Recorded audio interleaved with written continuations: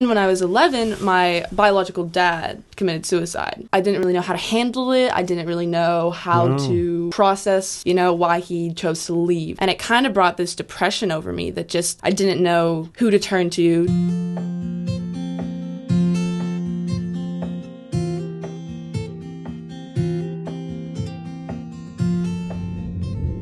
Cydney, it's always good to meet somebody from Midland, Texas, because that's where I was born. That's so cool. Well, I didn't have anything to do with it, but, I only lived there for 10 days. My dad was on an oil blasting crew. Yeah. And we were moving from town to town to town. And so all the pictures I have are just this Dust Bowl town. Yeah. That's where I grew up. But, they say the countryside looks awful.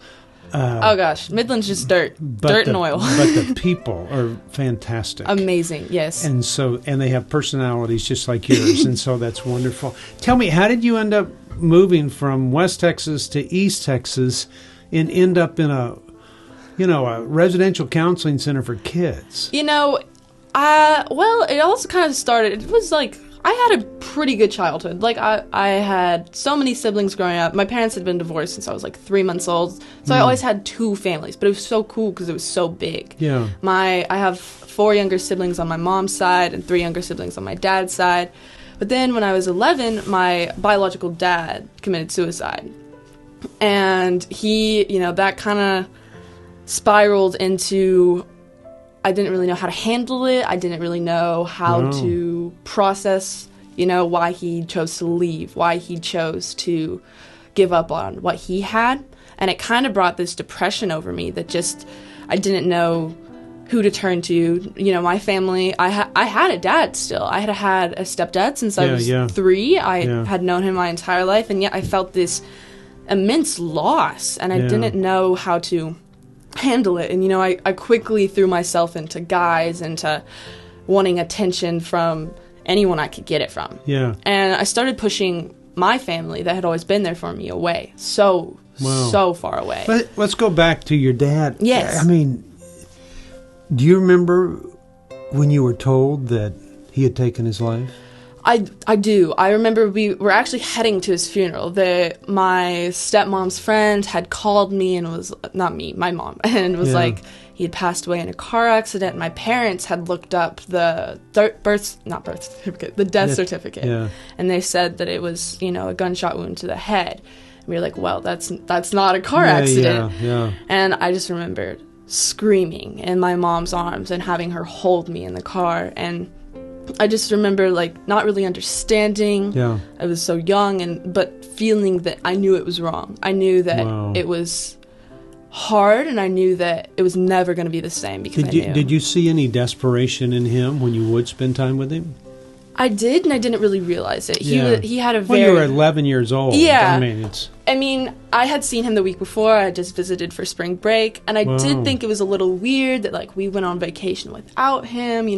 Sunny, my stepmom, and him, I had never seen them fight before, and they were kind of in a tiff. I knew something was off, but he drank a lot. Yeah. And I never really knew how much it was, but I did know, afterwards, how bad it had gotten. Wow. Yeah. Which kind of clouds his thinking. Oh, at yeah, the same definitely. Time. Mm-hmm. Wow. I think he was trying to numb something, and he didn't know. He's very prideful. He was a cattle broker. His dad owned the business. He was in that. Wow. And I don't think he knew that he had a loving family to turn to. Wow. Yeah. Okay, so you start disconnecting from your family. Oh, yeah, Start pouring your life into guys. Is that what it was? You think that was an intent to replace your dad? Or? I think so. I think because I felt unworthy from my father, that unworthiness that he couldn't even stay, that I was like, okay, maybe if I get this guy to stay. That you weren't valuable enough to stay even though he was dealing with stuff? Exactly. Yeah, okay. I thought that it was my fault. I thought that because, he had to pay for child support. He had to do these little things, that it was my fault. And everyone around me was like, no, it's not your fault. But I knew that they were saying that out of pity. And so I knew internally, I thought it was all on me. I thought, I'm the kid that he has to take care of, that he has to see, that he has to take off work for. And so when I, found these guys that either had trauma of their own or would accept me because they thought I was pretty, they thought I was funny, then I thought that I could find worth in that. Yeah. It didn't work.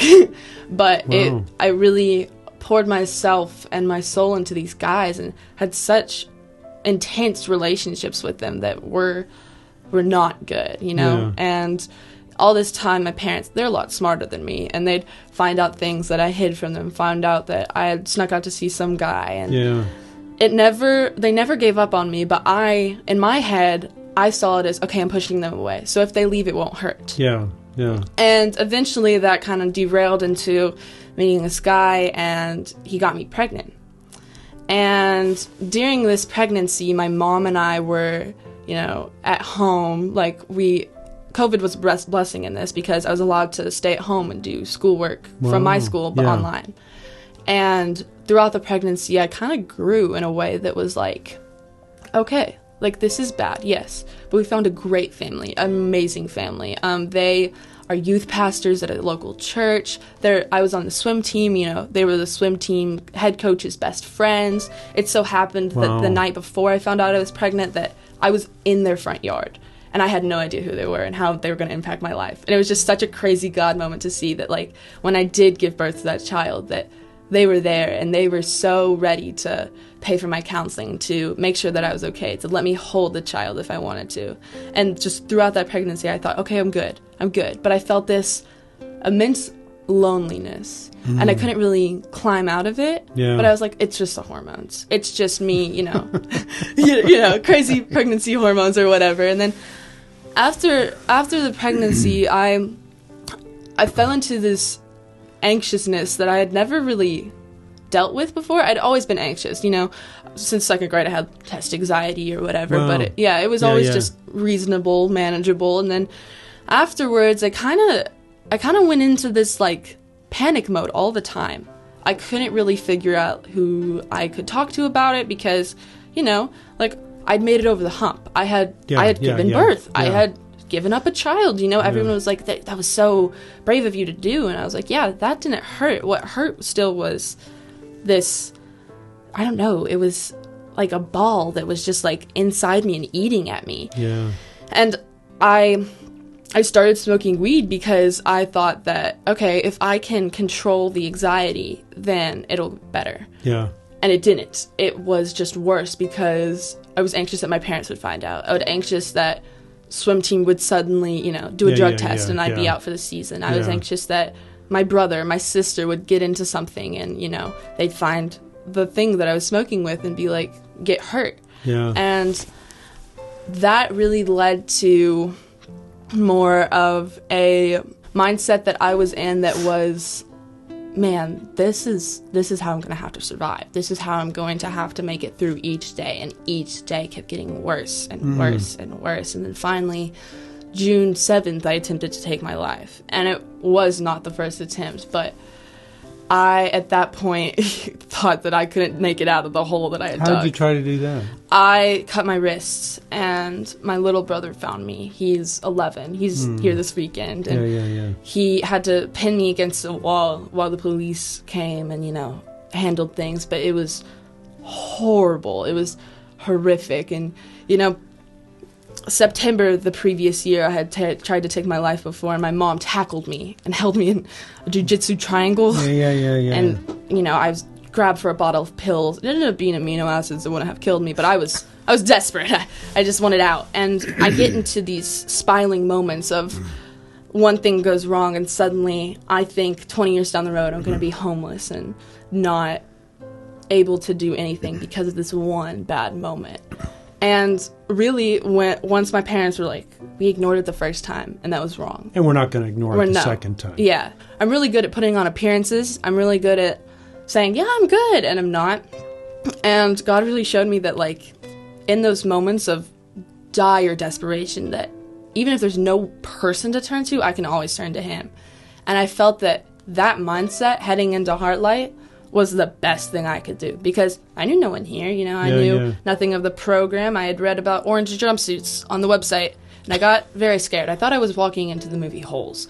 That was not what it was, but it turned out that here, I'm still growing, I'm still working on it, but I'm in a place right now where I'm struggling, but I'm able to look at my counselor, look at the people around me and say, like, hey, I'm hurting and I'm going to get through it, you know?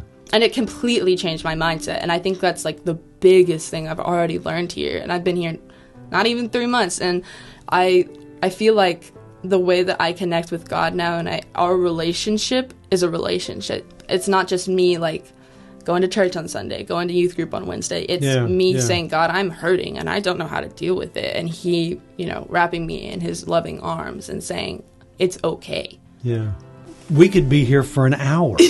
I mean, if I would kind of pull this apart, I mean, a dad that commits suicide, but just the loss of a dad. Mm-hmm. I mean, regardless of how, but the loss by suicide, the involvement with guys, the pregnancy, which gives you 9 months to figure out what you're going to be doing. Yeah. Giving up a baby is no easy task. Yeah. You know, that kind of thing. Trusting that it's going to a good place. Dealing with anxiety, which is the fear of the unknown. Mm-hmm. Depression is because you know something. It's the known stuff. Anxiety is the unknown stuff. Yes. But that's a lot to unpack. But this is one of the first interviews I haven't had to ask questions. You're doing a great job. Thank you. Of kind of piecing this thing together. And you know what I'd love to do is come back in a few months and say, okay, now what have you learned? Oh, yeah. You're here 3 months and you've learned this. Okay, at 6 months, what are you learning? And so thanks for coming in and sharing your story. I can't wait to pick it apart. Yes, I think it will be fun. We may be related. I mean, really? You're from Midland, I'm from Midland. Yes. I swam competitively for years. You swam competitively. I was a youth minister for long. Never adopted a kid, but something similar, yeah. Yeah, something. So that's cool. Yeah. Hey, thanks for coming in and sitting down and telling your story. Yes. Cool.